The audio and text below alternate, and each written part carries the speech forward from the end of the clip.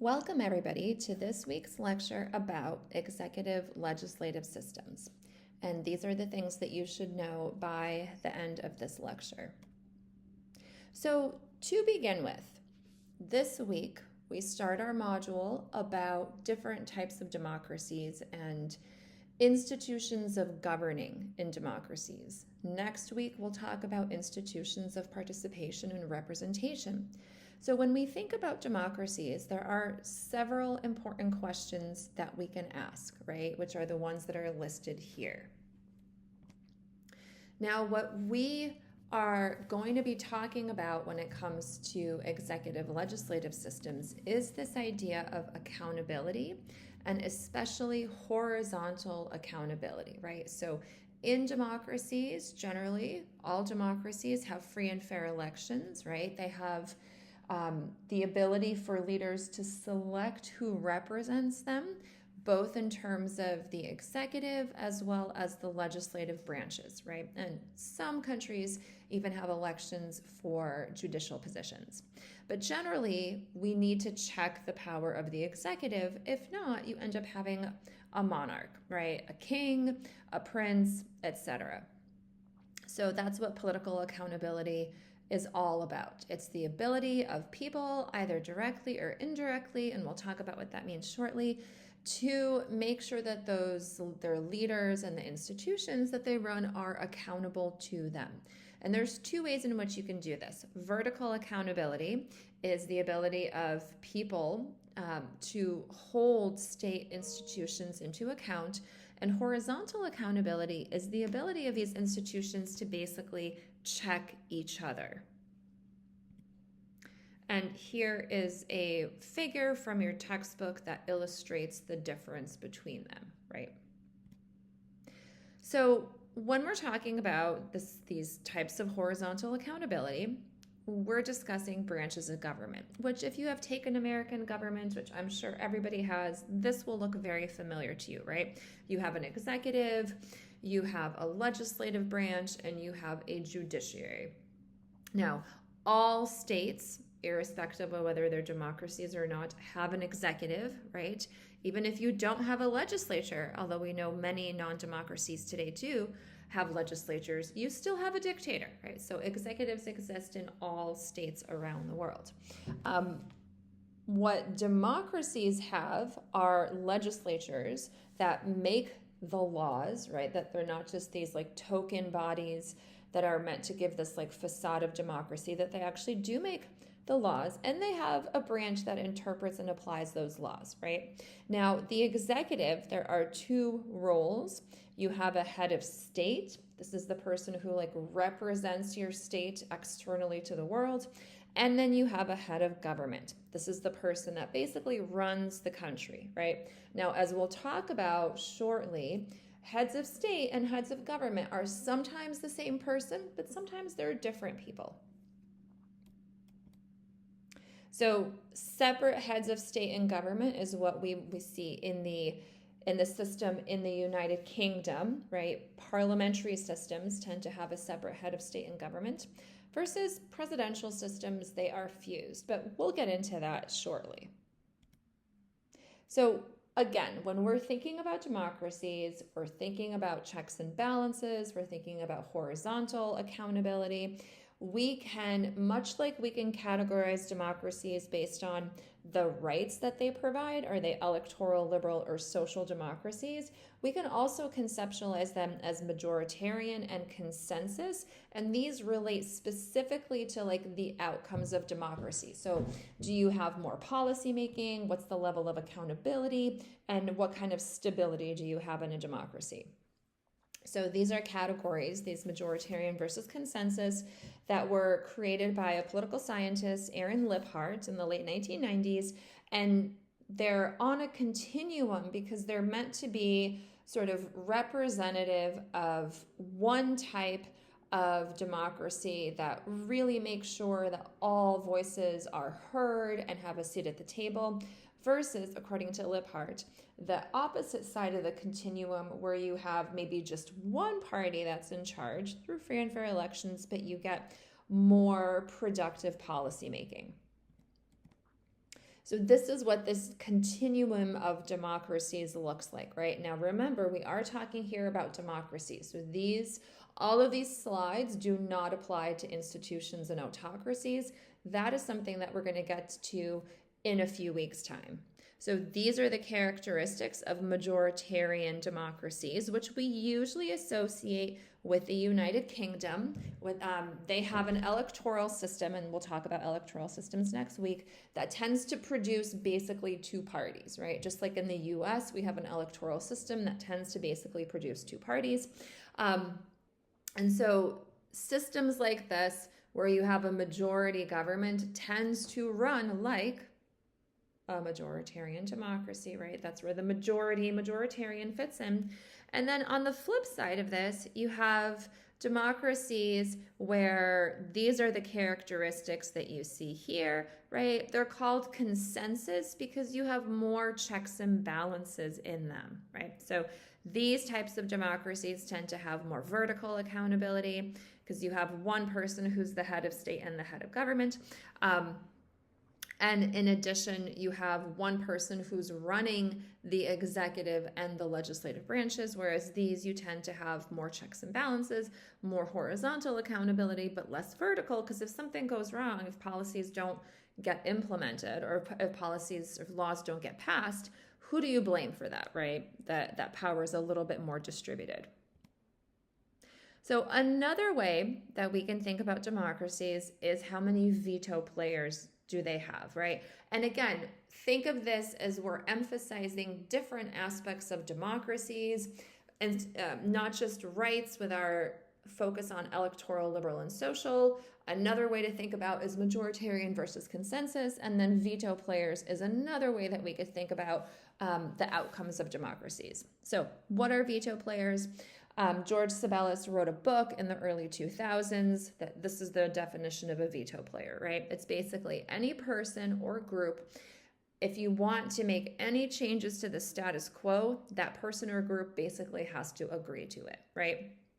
So like I said, this is just another way of thinking about democracies. You can have institutional veto players, those that are created by the Constitution, or you could have partisan veto players, those that are basically created by the way that politics functions. And what this veto player perspective does is it helps us understand how hard or easy is it to make changes to the status quo. So if we want to see some new law implemented and passed, how hard or easy is that going to be, right? And it's more difficult to change the status quo when you have more people who you have to get on board, which obviously makes sense to us, right? If you've ever tried to, in a huge group, decide what you're going to do for the weekend or where you're going to go to dinner, that's obviously much harder to do than if you just have two people who are making that decision, right? And not only do the number of veto players matter, but it's also the ideological distance between them. So imagine you have two scenarios where in one group you might have 20 people, but they all love pizza and they're all going to pick a pizza restaurant for dinner, and that's easy. Versus you maybe have 20 people, but they have 20 different preferred restaurants. That's going to be really hard, even though you have the same number of people, right? If you have lots of variation in the positions that people have who are veto players, going to be harder to change the status quo. So here are some examples from the US and from the EU and also from the UK, right? So in the US, we have 3 institutional veto players, the House, the Senate, and the President on domestic issues, but traditionally there's only been 1 on foreign policy issues. Traditionally, there's tended to be bipartisan support for foreign policy issues, and there's been this deference to the president on that, right? But in addition to having institutional veto players per the Constitution, we also have partisan veto players, right? So there's not particularly strong party discipline. By this, what we mean is in systems where it's the party leaders who are deciding who the candidates are, right? Those members of the party are probably going to follow what their leaders are asking them to do because it's the leaders who are deciding if they get better committee appointments, if they get moved up in the process, right? If they can run for elections, etc. When you have, for example, primaries where it's the voters who select candidates and not necessarily the parties, you tend to have weaker party discipline, right? So when you have weaker party discipline, you can have more partisan veto players because those individuals don't feel like they're necessarily beholden to the party leaders for the positions that they get or for their ability to even run for office, right?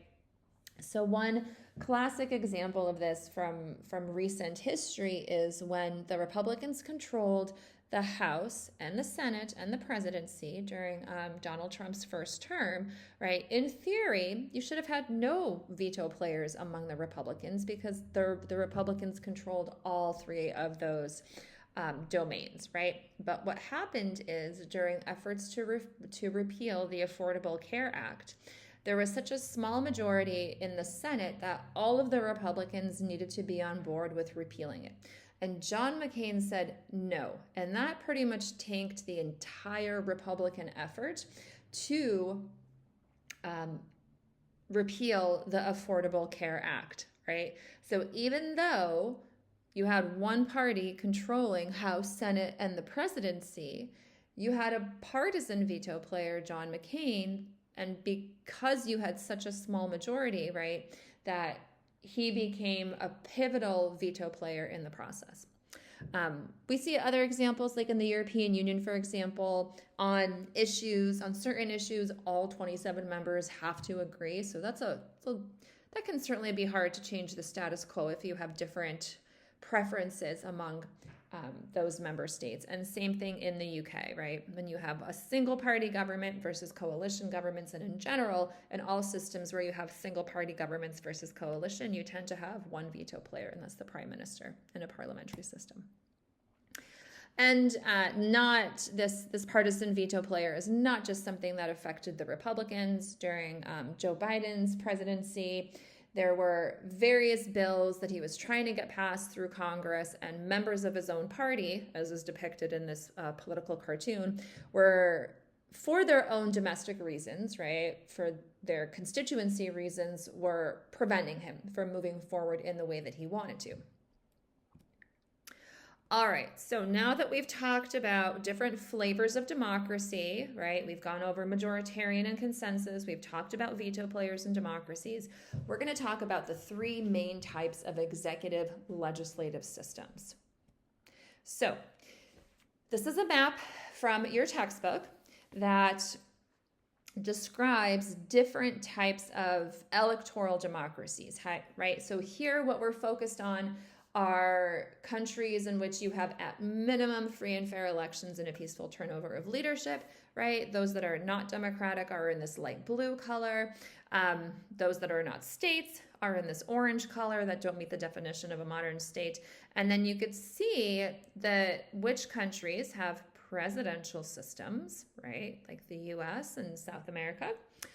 Which countries have parliamentary systems, right? If you were a former colony of the UK, of Great Britain rather, you probably have a parliamentary system, and which have a hybrid, which is a newer approach of semi-presidentialism, which originated in France.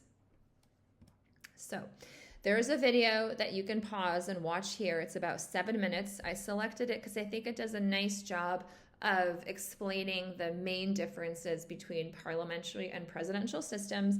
And the reason why this video focuses on only those two is if you understand the main differences between parliamentary and presidential, then you will understand semi-presidential, because it's basically a smushing together of elements of the two of them. So this is your typical parliamentary system as is described here, right? This is your typical presidential system, as is described here. And then semi-presidentialism takes elements of the other two and combines them together. In a way, you could think of this as you're trying to get the best of both worlds. This is what semi-presidentialism is attempting to do. another figure representing the differences between these here, right? So presidential system, voters select both members of the legislature. They select the chief executive, and the chief executive appoints members of the executive branch, right? Not necessarily this. I mean, to some extent, the civil service, yes, because every president, for example, in the U.S. has a number of political appointees, right? But bureaucracies tend to be professionalized, and so that aspect of the executive carries over from one administration to the next, at least in the U.S. context, right? But these are co-equals, these two branches, in theory, in a democracy with how it's supposed to be run. And voters are selecting both members of Congress and the president, right? Now, contrast that with a parliamentary system where voters are selecting members of the legislature, of the parliament, and the party who wins a majority of votes in those elections, who wins a majority of seats in the parliament, the leader of that party becomes the prime minister, right? So voters do not directly elect the prime minister. In a parliamentary system, they don't directly elect the chief executive, but I mean, you basically know who the party leader is going to be, right? So if you're voting for the party, you kind of know, you pretty much know who the leader is going to be. So here is another way to think about the differences between parliamentary and presidential systems, right? You have a joining of the executive and legislative branches in a parliamentary system because the executive serves in the legislature and comes from the legislature itself, right? Where you do not have that in a presidential system.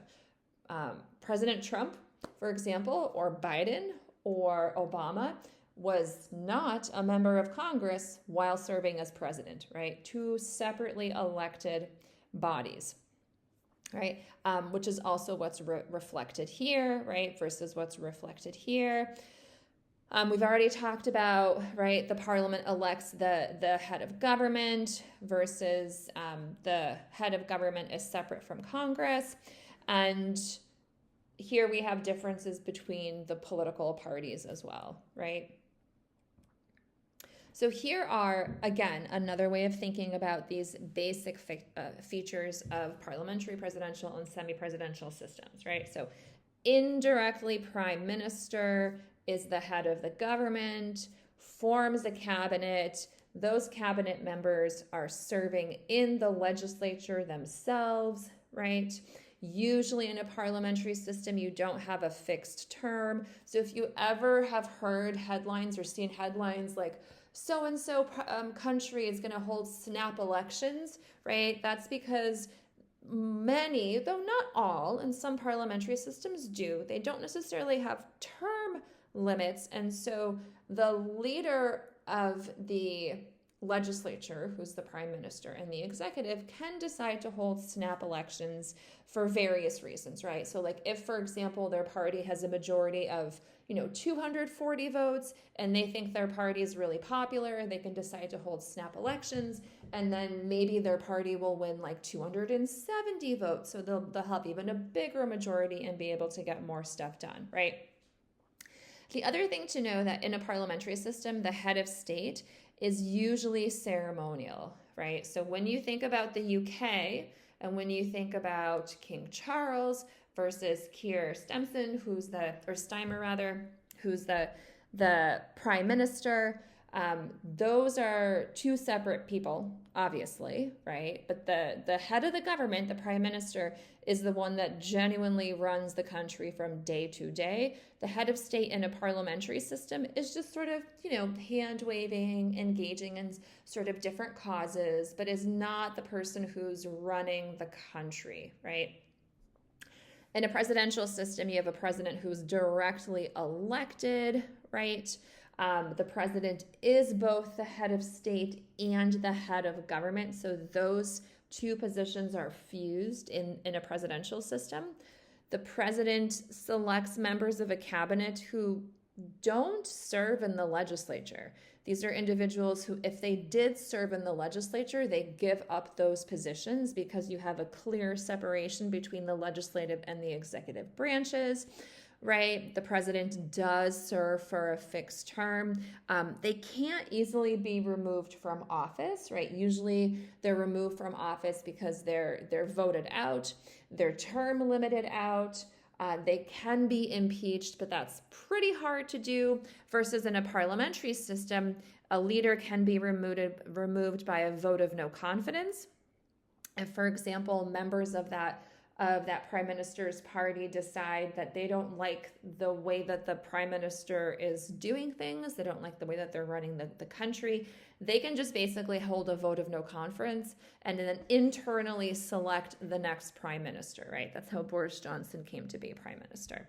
And then a semi-presidential system has both. You directly elect the president. The prime minister is indirectly elected. He or she, or they are the leader of the party that wins a majority of seats in the parliament, right? The president sets policy, the prime minister executes it. Usually the president is the head of state, so they represent the country to the world. Usually the prime minister is the head of government. They're running things on a day-to-day basis. And then which of those two positions holds more power kind of depends on the way that it's structured in various countries, right? But generally, they're supposed to hold an equal amount of power. In Sri Lanka, for example, Sri Lanka has a semi-presidential system. Both the president and the prime minister had an equal amount of power, and they both usually tended to come from different parties. So that created more checks and balances, but also more gridlock. Versus other semi-presidential systems that are democracies, where probably one of the positions is going to be more dominant, right? So like in France, we tend to know about Emmanuel Macron, who's the president of France, versus the prime minister. Now, one thing that I will say that can be sometimes confusing when it comes to parliamentary systems, right, is you have to be mindful of the fact that just because a country has a president doesn't always make it a presidential system, right? Because there are presidents in parliamentary systems. Israel is a parliamentary system, right? And you have a prime minister, right? But you also have the ceremonial figure who is just kind of the head of state. He's the person that takes the votes from the parliament and declares who was selected as prime minister. But this person is called a president, and they really don't have very much power, right? So that can be sometimes confusing. Compare that with a president in a presidential system. Obviously, that person has a lot of power. And also even compare that to a president in a semi-presidential system, where that president is also going to have more power. So just knowing that a country has a president is not enough to tell you what type of these systems it has. You have to know, is it parliamentary? Then the president probably has just ceremonial powers. Is it a presidential system? Yep, we're talking about a true, powerful leader. Is it a semi-presidential system? Yep, we're talking about a system where both the prime minister and the president hold an equal amount of power. And then you have some benefits and drawbacks to parliamentary, presidential, and semi-presidential systems, right? And just pay attention to these benefits and drawbacks in particular, because this is something that we're going to be focusing on this week.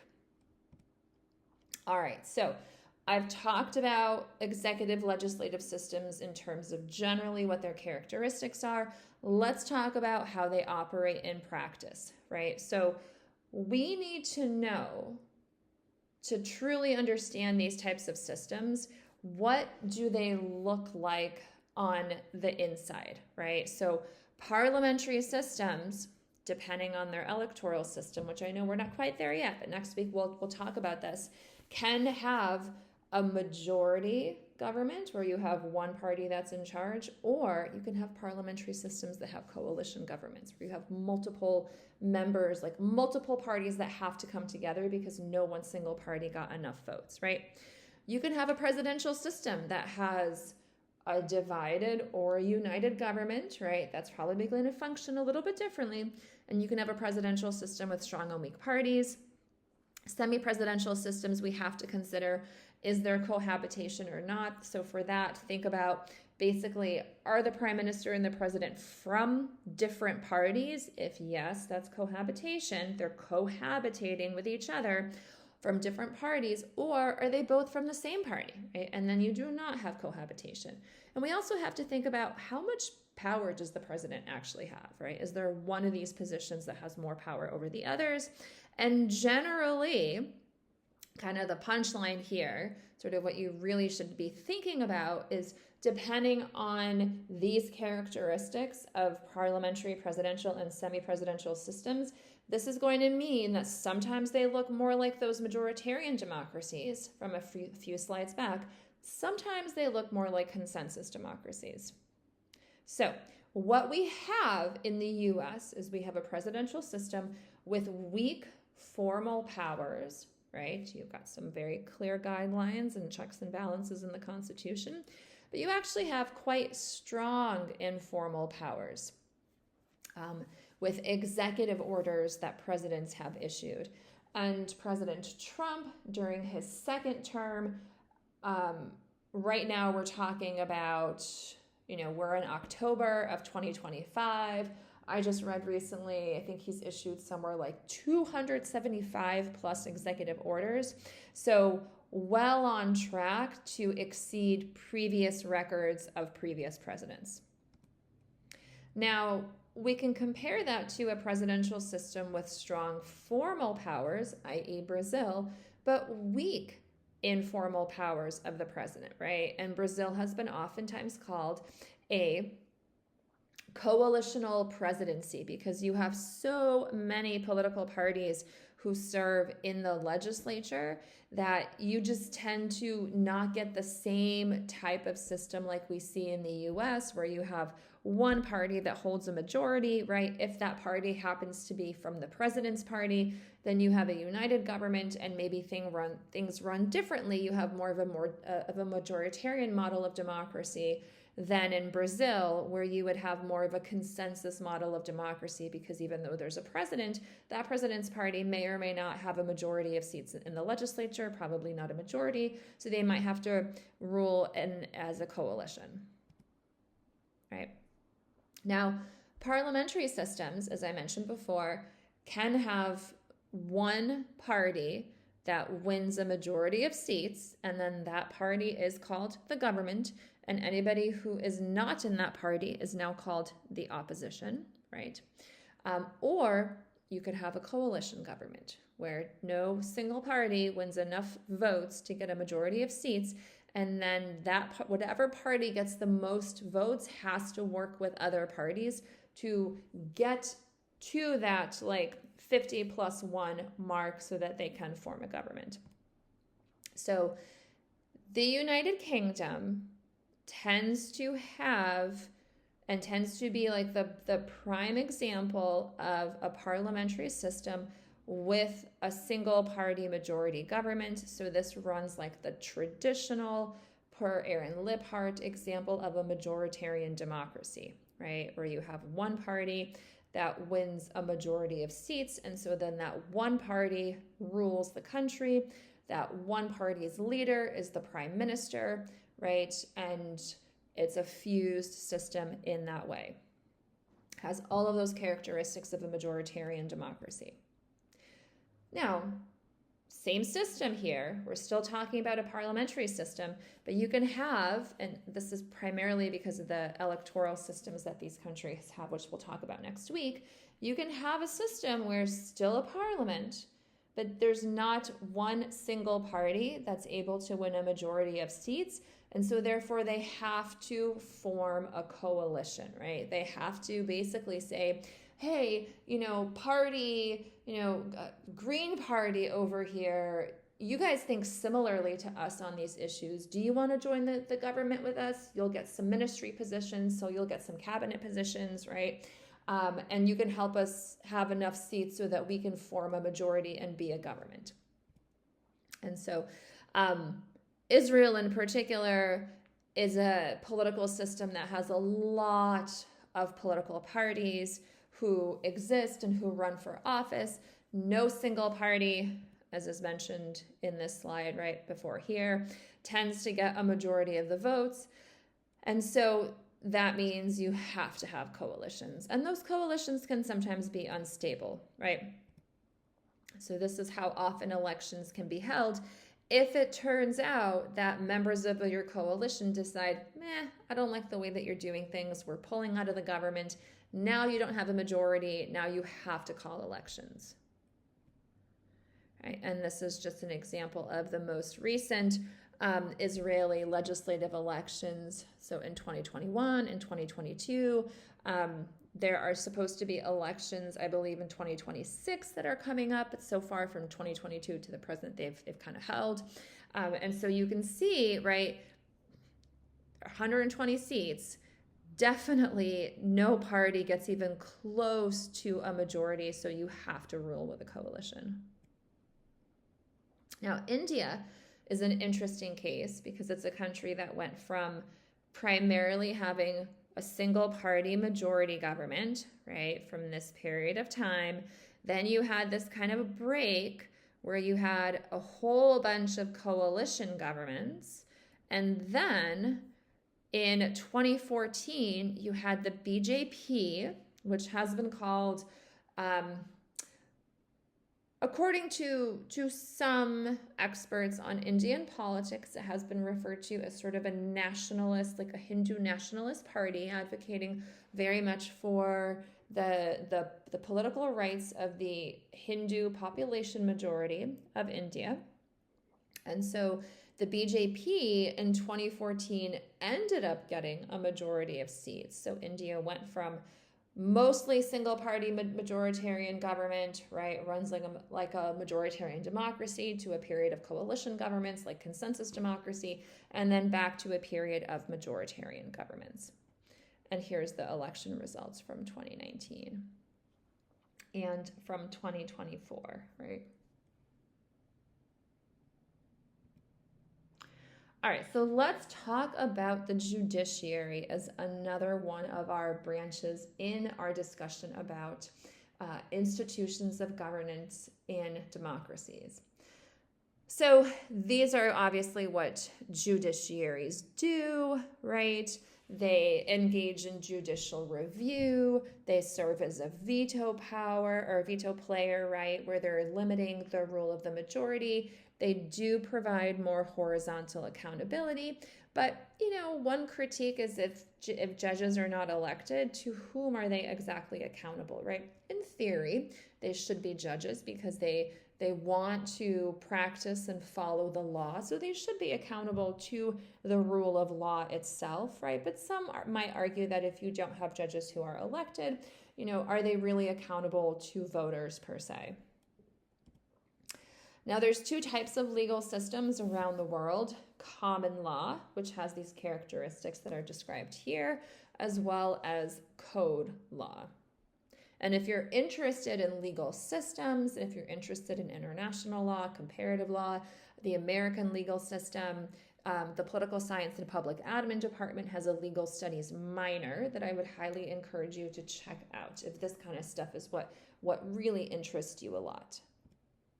So there are debates about the judiciary, right? We know that they provide horizontal accountability, but only if that judicial branch has some authority to engage in judicial review, and obviously if it has some degree of independence, right? When you don't have that, right, you can have a corrupt branch of government, right? You can have judges increasingly more involved in politics and debating policy questions that normally are the purview of other branches of government.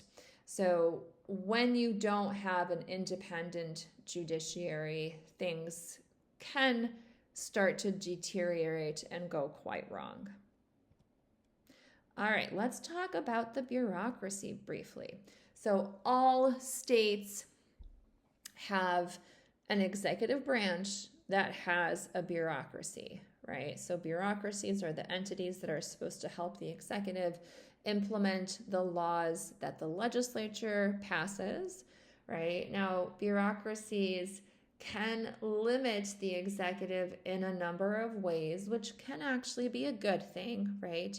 If we're thinking about limiting the authority of the executive to prevent, say, like a king from emerging or a dictator, right, then you would want to have a bureaucracy that's professionalized, where you have civil servants who are following the law, who are making sure that that policies are implemented in a fair way, that's not politicized, right? And so this can serve as an important check on making sure that the executive does not decide to politicize the civil service and those who implement the laws and those for whom a lot of citizens actually might interact with in such a way that that bureaucracy only ends up serving the kind of the insiders of whoever happens to be running the country, right? That's what you don't want. So that's why in this way, having a professionalized bureaucracy is another check and balance.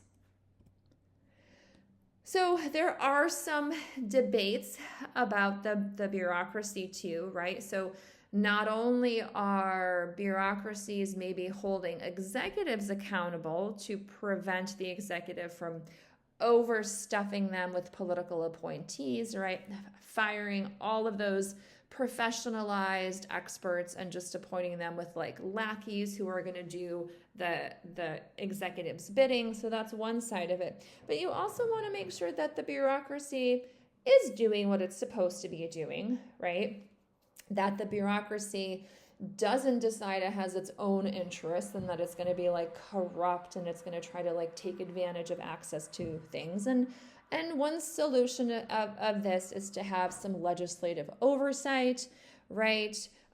You have overseeing of agencies, and as your textbook had talked about, there's this new public management movement as a way to address this as well, right? But ultimately what we're talking about is another both check on the executive and another way to ensure that your democracies are functioning properly. And last but not least, we're going to talk about federalism. Again, we're thinking about institutions of governance and democracies. We can think broadly about two ways that countries can be run, right? You can have a unitary system where you basically just have a central government. This is what we're talking about in the case of, for example, Sri Lanka, right? There are many countries in the world that actually do not have federal systems. You have one centralized government, and yeah, you might have some provincial governments or some local governments, but all of the power is pretty much held at the central level. And then you have federal systems, which of course we are familiar with as residing and having grown up in and lived in the United States.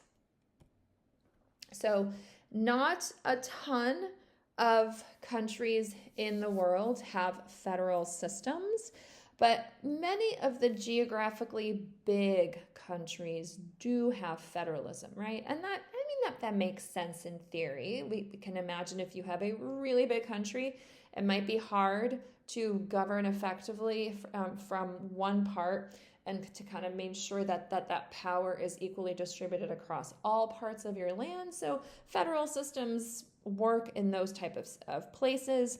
Federal systems also can be used in situations where you have maybe a lot of different identity groups and they feel that they want to have some autonomy over what's happening in the region in which they live, right? So federal systems help limit the power of the majority. They increase veto players. They protect minority rights. They offer another form of horizontal accountability, but this does also depend on how much power is devolved to states, right? Do states have the ability, or like states in a federal system, right? We're not talking about countries, but we're talking about states, right? So do states, Wisconsin, California, Colorado, Connecticut, etc., do they have the ability to tax? Do they have their own budgets, right? Can they run their own education systems, etc., right? That's going to be a different type of federal system than one in which these different units don't have the ability to, say, for example, collect their taxes. They don't have the ability to make decisions for themselves outside of, say, like the cultural or educational realm. You know, you might have differences in the power that's devolved to different states within a federal system. So those are all things that need to be taken into account when we discuss federalism. And that's it for this mini lecture.